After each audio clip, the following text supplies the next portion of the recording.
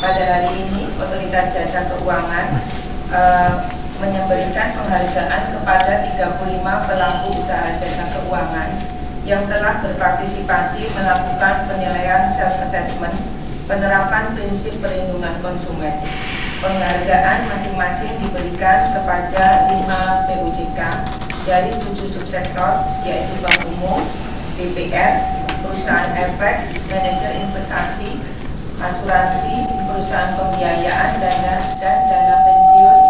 Self-assessment ini merupakan supervisory action dalam melaksanakan pengawasan market conduct yang saat ini sedang dikembangkan dan diimplementasikan secara bertahap oleh OJK. Pengawasan market conduct merupakan pengawasan yang berbasis interaksi antara PUJK dengan konsumen yang merupakan bagian tidak terpisahkan dari pengawasan prudensial yang selama ini telah dilakukan oleh OJK. Aspek pengawasan market conduct terdiri atas penilaian prinsip perlindungan konsumen yang diatur dalam Peraturan Otoritas Jasa Keuangan Nomor 1 PUJK 07 Tahun 2013 tentang perlindungan konsumen sektor jasa keuangan, yaitu prinsip-prinsip tersebut meliputi transparansi, perlakuan yang adil, keandalan, kerahasiaan dan keamanan data, serta penanganan pengaduan dan penyelesaian sengketa. Metodologi yang telah dilakukan antara lain adalah market intelligence, mystery shopping, customer testimony, dan survei. Serta pada tahun 2015 dimulai penilaian self-assessment. Pemberian penghargaan ini dilakukan melalui penilaian atas hasil self-assessment yang diuji oleh pihak independen dan perwakilan konsumen serta pengamatan yang dilakukan oleh OJK. Kewajiban self-assessment ini belum menjadi kewajiban yang diatur di dalam regulasi, tetapi tingkat partisipasinya cukup baik, yaitu dari 2.787 PUJK yang wajib menyampaikan laporan penilaian mandiri, tercatat 1.914 atau 69% PUJK yang telah menyampaikan laporannya. Ini menunjukkan komitmen yang kuat dari PUJK untuk menumbuh kembangkan budaya perlindungan konsumen di dalam bisnis prosesnya. Selanjutnya, terkait dengan kegiatan seminar pengenalan lembaga alternatif penyelesaian sengketa di sektor jasa keuangan, berdasarkan hasil penilaian, OJK telah menetapkan 6 LAPS sebagai wadah penyelesaian sengketa antara konsumen dan PUJK yang masuk dalam daftar lembaga alternatif penyelesaian sengketa berdasarkan surat keputusan nomor KEP 01D07 2016 tentang daftar lembaga alternatif penyelesaian sengketa di sektor jasa keuangan pada tanggal 21 Januari 2016. Daftar LAPS tersebut mencakup Badan Mediasi dan Arbitrase Asuransi Indonesia BMAI, Badan Arbitrase Pasar Modal Indonesia atau BAPMI, ya Bapak, Badan Mediasi Dana Pensiun, Lembaga Alternatif Penyelesaian Sengketa Perbankan Indonesia, Badan Arbitrase dan Mediasi Perusahaan Penjaminan Indonesia, Badan Mediasi Pembiayaan dan Pegadaian Indonesia. Sebagai langkah untuk menunjang fungsinya sebagai lembaga penyelesaian sengketa di luar pengadilan, LAPS paling kurang menyediakan 3 layanan penyelesaian sengketa, yaitu berupa mediasi, adjudikasi, dan arbitrase. Melalui mediasi, para pihak yang bersengketa menunjuk pihak ketiga atau mediator untuk membantu mencapai kesepakatan. Apabila sengketa tidak mencapai kesepakatan pada tahap mediasi, para pihak dapat melanjutkan penyelesaian sengketa melalui adjudikasi atau arbitrase. Penyelesaian sengketa melalui adjudikasi dilakukan melalui pihak ketiga, yaitu majelis adjudikator atau adjudikator, untuk menjatuhkan putusan atas sengketa yang timbul di antara para pihak, yaitu konsumen dan PUJK. Terhadap putusan adjudikasi, konsumen mempunyai hak opsi untuk menerima atau menolak putusan tersebut. Sedangkan untuk arbitrase, putusan dijatuhkan oleh majelis arbiter atau arbiter tunggal yang dipilih oleh para pihak. Putusan arbitrase lapse sebagaimana putusan arbitrase lainnya bersifat final dan banding sebagaimana diatur dalam Undang-Undang Nomor 30 Tahun 99 tentang arbitrase dan alternatif penyelesaian sengketa. Penyelesaian sengketa melalui lapse, external dispute resolution, merupakan layer kedua yang memberikan pilihan lain kepada konsumen keuangan jika tidak puas atas penanganan pengaduan oleh PUJK melalui mekanisme internal dispute resolution sebagai layer pertama. Jadi konsumen kalau melakukan pengaduan, yang pertama mereka harus melalui industrinya dulu, melalui PUJK-nya. Kalau tidak puas baru melalui lapse sebagai layer kedua. Meskipun lapse ini didirikan oleh anggota industri keuangan, tetapi OJK melakukan monitoring dan pengawasan dalam operasionalnya agar lapse tetap sesuai prinsip aksesibilitas, independensi, keadilan, efektivitas, dan efisiensi. Penanganan pengaduan atau sengketa dengan batasan di bawah 500 juta dan 750 juta khusus untuk asuransi umum tetap tidak dipungut biaya. Sementara dengan telah beroperasinya lapse sejak Januari 2016, maka penanganan pengaduan yang masuk melalui Financial Customer Care OJK akan dilakukan sebatas verifikasi dan klarifikasi. Sedangkan jika untuk pelaksanaan mediasi, adjudikasi, dan arbitrase, maka konsumen keuangan dapat langsung untuk mengajukan kepada lapse. Lapse diharapkan menjadi choice of forum yang dicantumkan pada klausula baku setiap perjanjian sektor jasa keuangan. Keberadaan lapse untuk memberikan rasa nyaman kepada konsumen dan PUJK karena difasilitasi oleh tenaga yang memahami tidak hanya aspek hukum tetapi juga bisnis proses. Untuk itu OJK terus meningkatkan kapasitas kemampuan melalui pelatihan dan sertifikasi sebagai bagian program recycling OJK. Dengan dua momentum penting berkaitan dengan penghargaan market conduct dan operasionalisasi lapse, maka aspek perlindungan konsumen yang menjadi fungsi dan tanggung jawab OJK dapat lebih meningkatkan kepercayaan masyarakat dan menjaga kestabilan sistem keuangan. Demikian siaran pers yang kami sampaikan. Terima kasih. Yang pertama gini, sebenarnya ini kan alternatif penyelesaian sengketa yang mestinya dari perjanjian sudah disebutkan klausula tentang apabila ada terjadi dispute akan diselesaikan lewat lapse. Nah ini apakah OJK juga mendorong ke pihak-pihak sektor keuangan untuk mencantumkan klausul itu? Nah, yang kedua soal teknisnya sendiri, sebenarnya mediasi kan memang diwajibkan ya kalau dari pemaparan Bu Angga. Nah, ketika nanti pilihan adjudikasi dan arbitrase sendiri itu apakah mesti disebut secara tegas dalam klausul di perjanjian, ataukah itu nanti hanya dalam pilihan antara pihak konsumen dengan pelaku usaha jasa keuangan? Nah, kemudian juga saya mau konfirmasi apakah hanya ada 6 lapse ya? Waktu tahun lalu seingat saya ada 7 dan satu lagi yang belum ada di sini adalah Bafi ya Bu, kalau nggak salah. Nah itu aja Bu, terima kasih. Misalnya konsumen asuransi yang sudah ditutup tapi sampai sekarang belum diselesaikan itu kan jauh, ada di daerah-daerah. Apakah itu bisa menyampaikan via elektronik saja atau seperti apa? Apakah memang harus datang ke kantor lapsnya? Lalu yang kedua, apakah yang ditangani hanya untuk kasus yang baru? Apakah kejadian-kejadian sebelum lapse ini ada dapat dilaporkan dan seberapa kekuatan lapse ini untuk eksekusi? Mohon maaf, misalnya contoh kasus Bakri Life di asuransi jiwa, apakah dengan mengadukan ke lapse itu dapat diselesaikan di lapse dan keputusannya mengikat sehingga konsumen dapat mendapatkan haknya kembali? Terima kasih. Jadi kenapa tahun 2015 laporan yang kita terima itu tingkat partisipasinya 69%. Jadi sebetulnya begini, kewajiban untuk menyampaikan laporan self-assessment, penilaian prinsip-prinsip perlindungan konsumen itu belum diwajibkan.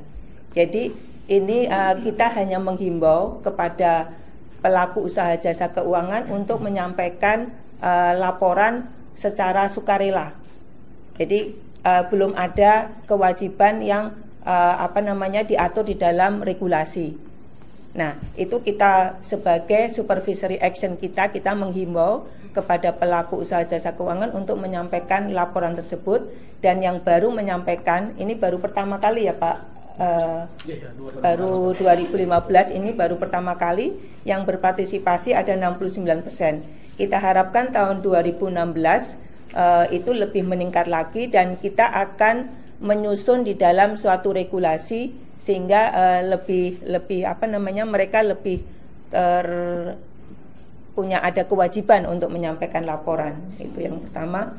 Yang kedua, di bawah 500 juta untuk kasus-kasus lainnya, dan untuk asuransi umum 750 itu gratis, itu diatur di dalam ketentuan kita di dalam POJK bahwa, dan itu juga sejak zaman waktu Bank Indonesia itu diatur bahwa yang 500 juta dan 750 juta tadinya melakukan mediasi ke OJK. Kemudian dengan adanya LAPS ini maka mereka konsumen dapat mengajukan ke LAPS tanpa dibebani biaya. Karena kita memang untuk melindungi atau untuk membantu konsumen-konsumen yang yang kecil. Kalau konsumen yang kasusnya besar, mereka punya kemampuan untuk membayar lawyer di pengadilan. Jadi kita memang menyasar kepada konsumen-konsumen yang kecil itu. Kemudian apakah konsumen harus datang? Nanti LAPS yang bisa bisa memberikan jawaban. Idealnya konsumen bisa menyampaikan melalui berbagai cara, bisa tatap muka, bisa melalui surat, bisa melalui telepon, bisa melalui video conference. Kalau di luar negeri itu karena lokasi yang jauh, mereka bisa melalui video conference. Itu bisa karena nggak perlu datang. Tapi kadang-kadang kalau kebiasaan konsumen di Indonesia kalau nggak tatap muka nggak mantep. Jadi mereka justru butuh datang gitu loh. Mereka bisa mengeluarkan unek-uneknya gitu ya. Itu mereka justru butuh datang. Kalau mengenai kasus-kasus lama, sepertinya tidak ada batasan ya Pak. Untuk kasus-kasus lama diajukan kepada LAPS. Kemudian seberapa kuat LAPS, kita harapkan pengaduan yang masuk ke LAPS bisa ditangani. Nanti masing-masing bisa menyampaikan sudah ada berapa pengaduan yang masuk. Karena baru Januari, jadi mungkin belum terlalu banyak, makanya kita melakukan seminar ini agar masyarakat memahami atau mengetahui adanya LAPS ini. Kemudian LAPS sebagai alternatif di luar pengadilan, memang kita akan menyusun ketentuan dan juga menghimbau agar di dalam perjanjian, di dalam kontrak-kontrak itu mencantumkan alternatif lain, choice of forum untuk memilih LAPS. Jadi salah satunya. Jadi silakan konsumen mau memilih LAPS atau memilih yang lainnya di luar pengadilan. Kemudian saat ini ada 7 LAPS yang Ventura belum masih dalam proses itu. Mungkin itu, atau ada yang mau menambahkan Pak? Ya, terima kasih Bu Agar.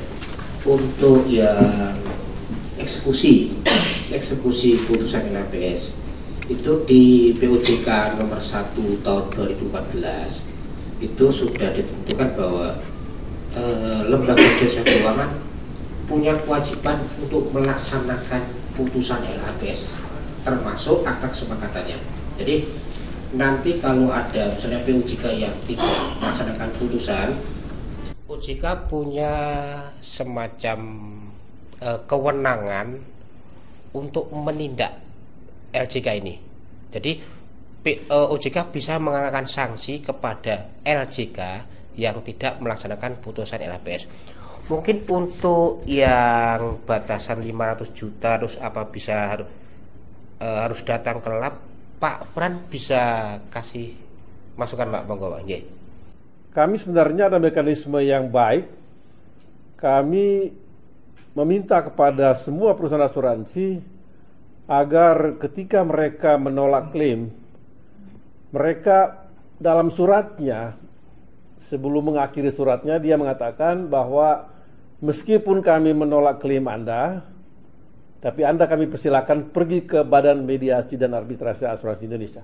Dengan demikian, dengan sendirinya orang datang, karena catatan itu juga berbunyi, pergilah ke sana dan di sana akan gratis, Anda tidak perlu membayar.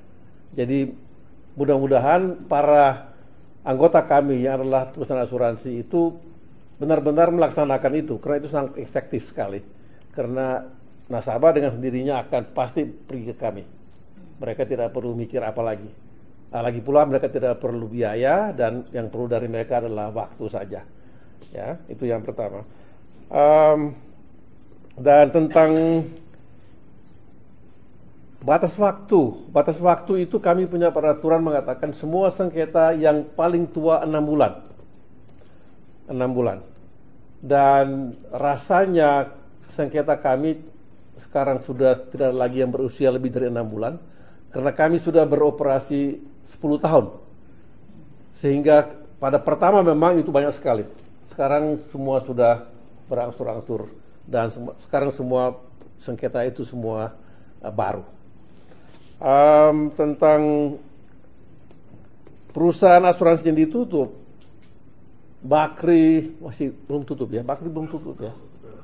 Bakri dan Bumi Asih sudah tutup.